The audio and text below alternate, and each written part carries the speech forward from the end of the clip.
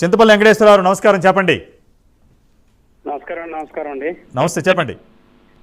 గత 3 నెలలుగా prime news లో రైట్ తెలంగాణ రాష్ట్రంలో బీసీ జాబితా నుంచి తొలగించిన సెట్టిబలిజా ప్లస్ 26 కులాలను అన్యాయంగా తొలగించబడిన కులాల గురించి ప్రైమ్ నైన్ వేదికగా రాష్ట్ర ప్రభుత్వానికి అర్థమయ్యేటట్లుగా ఒక డిబేట్ చేస్తున్నందుకు ప్రైమ్ నైన్ యాజమాన్యానికి ప్రత్యేక కృతజ్ఞతలండి.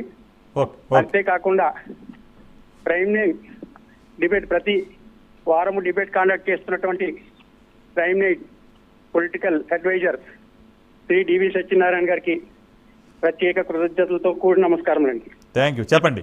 గత 11 ఏళ్లుగా తెలంగాణ రాష్ట్రంలో బీసీలుగా పరిగణించబడిన 138 కులాల నుంచి 26 కులాలు ప్లస్ 1 సెట్టిబల్లి కులాలను తొలగించిన తెలంగాణ 11 సంవత్సరాలుగా నష్టపోతున్నామండి మేము.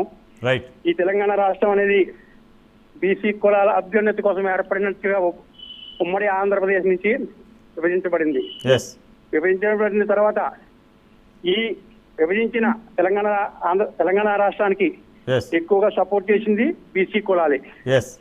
సపోర్ట్ చేసిన బీసీ కులాలకి కృతజ్ఞతాభావంగా అప్పటి సీఎం గారు ఈ 26 కులాలు ప్లస్ 1 సెట్టిబల్లి కులాలకి కృతజ్ఞత తెలియజేసింది ఏంటంటే బీసీ జాబితా నుంచి తొలగించడం. రైట్.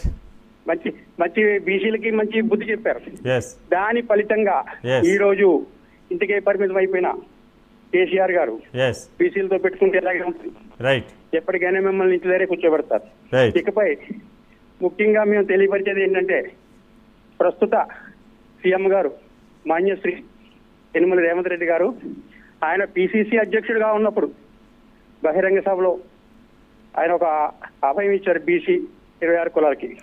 ఏమనంటే మా గవర్నమెంట్ వచ్చిన మొదటి నెలలోనే మిమ్మల్ని బీసీ జాబితాలో చేరుస్తానని ఒక అభయం ఇవ్వడంతో మా బీసీ కులాలందరికీ ఒక సంతోషకరమైన వార్త చెప్పారని మేము సంతోషించాం.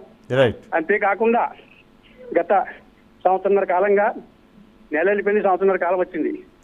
ఇప్పుడు ప్రస్తుత ప్రైమ్ న్యూస్ ఛానల్ ద్వారా ఈ తెలంగాణ రాష్ట్రంలో ఉన్నటువంటి సీఎం గారిని వివిధ బీసీ సంబంధించిన అధికారులని ఎప్పటికప్పుడు మీ డిబేట్ ద్వారా అందరికీ గుర్తు చేసి వాళ్ళని తెలంగాణ రాష్ట్రంలో ఇప్పుడు మళ్ళీ బీసీ జాబితాలో చేర్చే విధంగా కదలికి తెచ్చినందుకు ప్రైమ్ న్యూస్ వారికి మరొకసారి కృతజ్ఞతలు తెలుపుకుంటున్నామండి.